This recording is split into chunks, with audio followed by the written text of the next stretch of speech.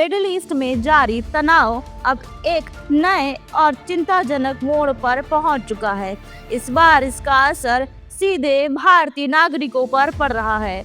Abu Dhabi से सामने आई ताजा जानकारी के मुताबिक ईरान की मिसाइल हमले के दौरान गिरे मलबे की चपेट में 5 भारतीय नागरिक घायल हो गए। घटना 28 मार्च की सुबह की बताई जा रही है। जानकारी के अनुसार ईरान की ओर से दागे गए मिसाइल और ड्रोन को यूनाइटेड अरब एमिरेट्स के एयर डिफेंस सिस्टम ने हवा में ही सफलतापूर्वक रोक लिया। हालांकि इंटरसेप्शन के बाद मिसाइल के टुकड़े जमीन पर गिर गए, जिससे यह हादसा हुआ। मलबा काफिला इकोनॉमिक जोन अबू धाबी के पास इंडस्ट्रियल इलाके में गिरा। अचानक हुए इस घटनाक्रम से इलाके में भगदड़ मच गई और 2 अलग अलग जगहों पर आग लगने की खबर भी सामने आई। अधिकारियों के मुताबिक घायल हुए 5 भारतीयों को हल्की से मध्यम चोटें आई और उन्हें तुरंत अस्पताल में भर्ती कराया गया। राहत की बात यह है कि सभी की हालत स्थिर बताई जा रही है। अबू धाबी मीडिया ऑफिस ने बयान जारी कर कहा कि मिसाइल को सफलतापूर्वक नष्ट कर दिया गया था, लेकिन इसके टुकड़े गिरने से यह दुर्घटना हुई।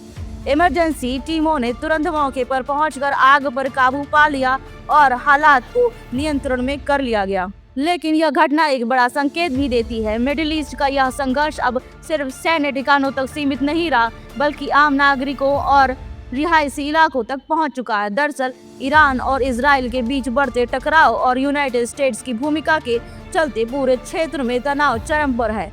ईरान पहले भी Bahrain, Iraq, Jordan, Kuwait, Oman, Qatar, Saudi Arab और यूएई जैसे देशों में हमले कर चुका है।